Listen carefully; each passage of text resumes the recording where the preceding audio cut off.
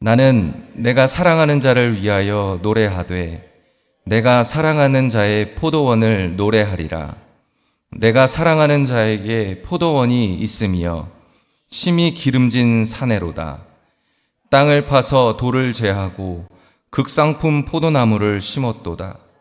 그 중에 망대를 세웠고 또 그 안에 술틀을 팠도다. 좋은 포도 맺기를 바랐더니 들포도를 맺었도다. 예루살렘 주민과 유다 사람들아, 구하노니 이제 나와 내 포도원 사이에서 사리를 판단하라. 내가 내 포도원을 위하여 행한 것 외에 무엇을 더할 것이 있으랴. 내가 좋은 포도 맺기를 기다렸거늘 들포도를 맺음은 어찌 됨인고. 이제 내가 내 포도원에 어떻게 행할지를 너희에게 이르리라. 내가 그 울타리를 걷어 먹힘을 당하게 하며 그 담을 헐어 짓밟히게 할 것이요. 내가 그것을 황폐하게 하리니 다시는 가지를 자름이나 북을 돋우지 못하여 찔레와 가시가 날 것이며, 내가 또 구름에게 명하여 그 위에 비를 내리지 못하게 하리라 하셨으니, 무릇 만군의 야훼의 포도원은 이스라엘 족속이요 그가 기뻐하시는 나무는 유다 사람이라. 그들에게 정의를 바라셨더니 도리어 포악이요 그들에게 공의를 바라셨더니 도리어 부르짖음이었도다. 아멘. 저는 오늘 이사야 5장 1절로 7절 본문 말씀을 근거로 해서 열매라는 제목으로 함께 은혜를 나누고자 합니다.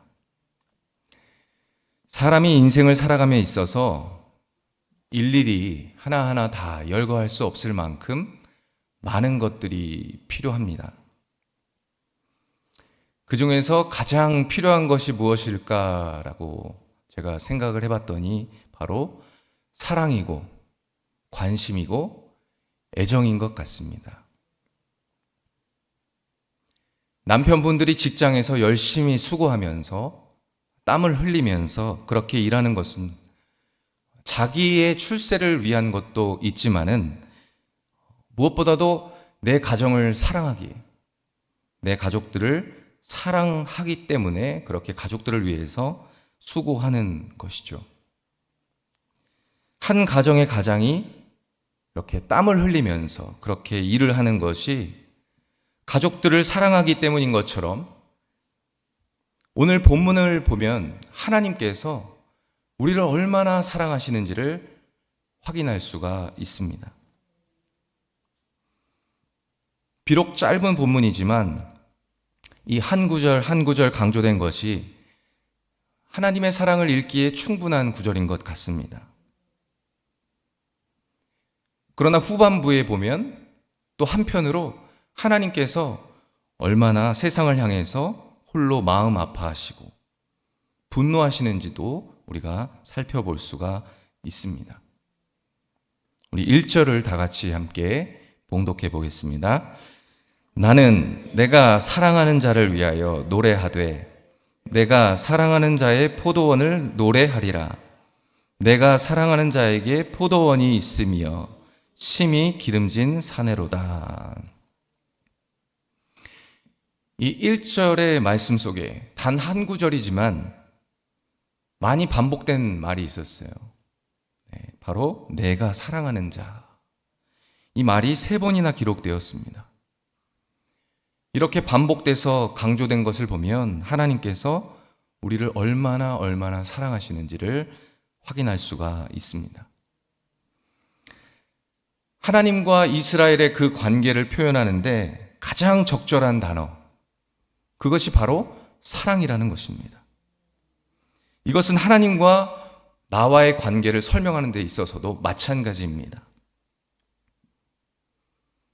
하나님께서 저와 여러분에게 여태까지 행하신 일들을 한번 떠올려 보시기 바랍니다. 하나님께서 나에게 부어주신 그 은혜들을 생각할 때 여러분은 하나님을 뭐라고 표현하시겠습니까? 사랑이라고 말할 수 있습니다. 반대로 우리가 하나님을 향해서 표현할 수 있는 고백 가운데 가장 귀한 고백이 있다면 저는 이건 것 같아요. 하나님, 제가 하나님을 사랑합니다. 제가 하나님을 진실로 진실로 사랑합니다. 라는 고백일 것입니다. 많은 신앙의 고백이 있습니다. 베드로와 같이 주는 그리스도시요 살아계신 하나님의 아들이십니다. 라는 이러한 고백도 있지만은 하나님께서 늘 듣고 싶어 하시는 고백은 바로 사랑의 고백이 아닐까 싶습니다.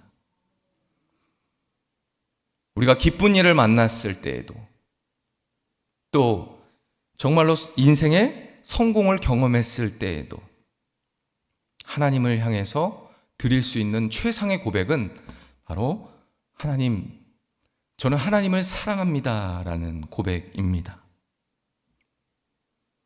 반대로 어려운 일을 만나도 괴로운 일이 있어도 가족 중에서 정말로 신앙생활을 하지 못하도록 그렇게 핍박하는 가족이 있다 할지라도 내 인생의 마지막 순간 호흡이 끊어지기 직전 그 순간에도 하나님을 사랑합니다. 하나님을 사랑합니다. 이렇게 고백할 수 있는 귀한 성도님 되시기를 바랍니다. 부모님을 존경하고 사랑하면 그 기대에 보답을 해야 하듯이 하나님을 우리가 진정으로 사랑한다면 그 일에 합당한 열매를 맺어야 하는 것입니다. 오늘 본문의 포도원은 이스라엘 백성을 의미하고요. 또 오늘 우리들을 비유하고 있습니다. 요한복음 15장에 보면 우리를 포도나무 가지로 그렇게 비유합니다. 우리를 포도나무 가지로 비유한 이유는 바로 열매 때문입니다. 좋은 열매를 맺기 위해서는 뭐가 필요합니까? 좋은 땅이 필요하죠. 그리고 좋은 씨앗이 필요합니다. 그리고 잘 가꿔내야 합니다. 하나님께서는 우리에게 무조건 좋은 열매를 막 맺으라고 말씀하신 것이 아니라 좋은 열매를 맺을 수 있도록 완벽한 조건을, 환경을 예비해 주셨습니다. 1절에 기름진 산을 준비했다고 말씀하셨어요. 내가 사랑하는 자에게 포도원이 있으며 심히 기름진 산에로다. 네, 기름진 산. 이 기름진 산이라는 의미는 열매를 맺기 위한 최적의 토양과 환경을 의미합니다. 또 영적으로는 젖과 꿀이 흐르는 가나안 땅을 의미합니다. 그러나 현실적으로 우리가 생각해 볼 때 그들이 속해서 살고 있는 그 땅이 과연 젖과 꿀이 흐르는 땅이라고 할 수 있는가? 지금 이스라엘 땅 여러분 한번 생각해 보세요. 그 땅이 그렇게 좋은 땅이라고 여겨집니까? 많은 이방 민족들에게 시달려야 하는 그런 악조건 속에 있는 땅입니다. 시리아, 요르단, 사우디, 이라크, 이집트, 이란 나라들에 둘러싸여 있어가지고 늘 긴장의 끈을 놓을 수가 없는 그러한 땅인 것입니다. 그런데도 하나님께서는 내가 너희를 기름진 땅으로 인도했다. 기름진 땅으로 인도했다라고 말씀하십니다. 여러분, 그렇다면 하나님의 의도를 우리는 어떻게 해석해야 하는 것입니까? 먼저 하나님의 생각은 인간의 생각과는 다르다는 것입니다. 하나님의 생각이 인간의 생각과 다르다는 것을 우리는 인지해야 합니다.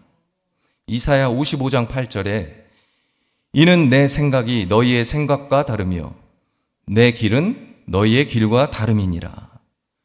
야훼의 말씀이니라. 그렇습니다. 하나님의 생각이 우리 사람의 생각과는 다르다는 것입니다.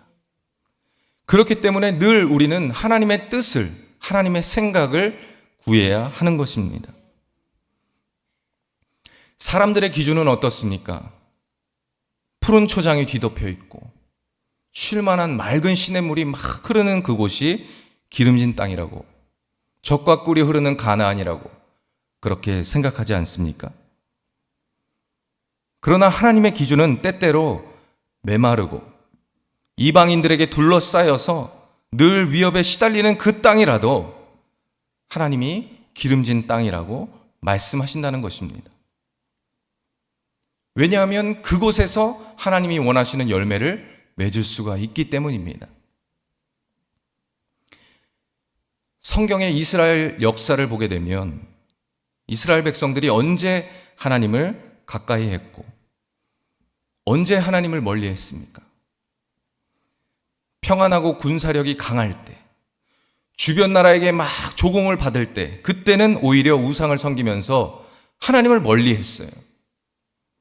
그런데 환난을 당하고 고통을 당하고 막 바벨론에게 포로로 끌려가가지고 죽게 생긴 그때에는 회개운동이 일어나고 종교개혁 운동이 일어났습니다. 여러분, 그렇다면 하나님 입장에서는 정말로 기름진 곳은 어디입니까? 하나님께서 원하시는 열매를 맺었던 때가 평안할 때가 아니라 오히려 환난의 때라면 이 환난의 때가 참으로 기름진 땅이고, 기름진 땅은 바로 고난의 때라고 우리가 볼 수 있는 것입니다. 물론 좋은 환경을 주시는 것도, 하나님이 기름진 땅을 허락하시는 것도 나쁜 환경이 아닐지라도 많은 열매를 맺을 수 있다면 하나님이 주신 기름진 땅인 것입니다. 그런데 우리는 어떻습니까? 하나님이 우리를 기름진 곳으로 인도해 주시겠다고 하실 때 사업도 직장도 문제없이 잘 풀리고 자녀들도 좋은 대학에 진학하고 또 좋은 직장에 취직해서 출세하고 항상 이것만이 적과 꿀이 흐르는 땅이라고 여러분 생각하지 않습니까? 이런 것을 늘 꿈꾸면서 마음에 기준 삼지는 않습니까? 하나님께서 필요하시다면 그렇게 만들어 주실 수도 있습니다. 그러나 하나님이 보시기에 이런 환경들이 오히려 하나님과 멀어지는 환경이라면 기름진 터전이 아닐 수도 있는 것입니다. 내가 전혀 기대하지 않았던 악조건 속에서도 몸도 건강하지도 않고 경제적으로도 힘들고 가족들이 여러 가지 문제로 어려움을 당하고 고통 속에 있다 할지라도 그곳에서 하나님이 원하시는 열매를 맺을 수 있다면 그곳이 기름진 땅이라고 하나님은 말씀하실 것입니다. 하나님은 각자 처한 여건에 따라서 알맞은 열매를 맺을 수 있도록 우리들에게 환경을 맺어 주십니다.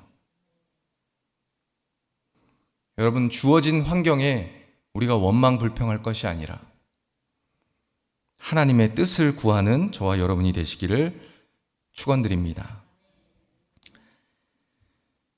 1절 말씀처럼 극상품의 좋은 열매를 많이 맺으시는 여러분이 되시기를 바랍니다. 우리는 하나님이 원하시는 열매를 맺어야 합니다. 과거에 우리는 타락한 형상으로 늘 죄 속에 있었어요. 그런데 그 타락한 죄의 형상의 들포도 가지나무를 하나님이 잘라버리시고 극상품의 포도나무로 접붙임을 해 주셨습니다. 그렇기 때문에 저와 여러분은 좋은 열매를 많이 맺어서 하나님을 기쁘시게 해야 하는 것입니다. 열매 맺는 것이란 무엇을 의미합니까? 바로 열매 맺는 것은 하나님의 형상을 우리가 회복하는 것입니다. 신분적인 형상은 회복되었지만은 하나님의 형상을 닮아가는 것은 우리의 몫이라는 것입니다. 하나님이 거룩하시기 때문에 우리도 거룩하게 살라라는 것입니다. 여러분, 하늘나라 상급을 소망하시면서 가장 영광스러운 자리에 앉기를 그렇게 원하십니까? 나를 다 비우시고 내 생각과 내 뜻대로 사는 것이 아니라 내가 지금 잠시 고난에 처해 있다 할지라도 그곳에서 하나님을 뜨겁게 만날 수 있다면, 제가 출애굽기 말씀을 묵상하던 중에 갑자기 뜬금없이 그런 생각이 들었습니다. 이스라엘 백성은 광야를 정말로 살기 어려운 곳, 힘든 곳, 괴로운 곳, 고난의 장소라고 그렇게 여기지만은 하나님이 저들이 먹을 것도 부족하고 입을 것도 제대로 마음대로 입지는 못했겠지만은 늘 낮에는 구름 기둥, 밤에는 불 기둥으로 보이는 하나님으로 함께 하셨는데, 하나님이 늘 함께 하시는 그 인생이 축복받은 인생이 아니겠습니까? 하나님과 늘 동행하는 그 인생이 인생 최고의 복을 받은 인생이 아니겠습니까? 그래서 그곳은 광야가 아니라 그곳이 젖과 꿀이 흐르는 가나안이 아닌가. 괴롭고 힘들지라도, 여러분 고난이 있을지라도 하나님이 여러분과 함께 하십니다. 의심하지 마시고 끝까지 믿음으로 나아가서 하나님이 부어주시는 그 은혜를 누리고 하나님이 원하시는 열매를 주렁주렁 맺어드리는 저와 여러분이 되시기를 소망합니다. 기도하겠습니다. 하나님 감사합니다. 저희들 아버지 하나님, 내 고집, 내 뜻대로 살지 않기를 원합니다. 주님 뜻대로 살기를 원합니다. 하나님의 뜻을 깨달아 알기를 원합니다. 아버지 하나님, 이 시간 우리의 생각을 하나님의 생각으로 바꿔주시고 하나님의 비전으로 가득 채워주셔서 어떠한 상황 가운데서도 원망하고 불평하지 아니하고 늘 하나님 앞에 감사로 나아갈 수 있는 귀한 복된 믿음의 권속들의 삶이 될 수 있도록 축복하여 주시옵소서. 하나님, 늘 하나님께서 함께 하심을 믿습니다. 우리 눈에 보이지 않아도, 귀에 들리지 않아도, 손에 잡히지 않아도 하나님이 함께 하심을 믿습니다. 아버지 하나님, 저희들 정말로 하나님의 형상 닮아 하나님 원하시는 열매들을 주렁주렁 많이 맺어드리는 착하고 충성된 종들이 될 수 있도록 은혜를 베풀어 주시옵소서. 감사해서 주 앞에 아버지 예물 올려드렸사오니 주님께서 기뻐 받아 주시옵시고 하늘나라 확장을 위해서 아름답고 복되고 귀하게 사용되어지는 예물 될 수 있도록 축복하여 주시옵소서. 예수님의 이름으로 기도드렸습니다. 아멘.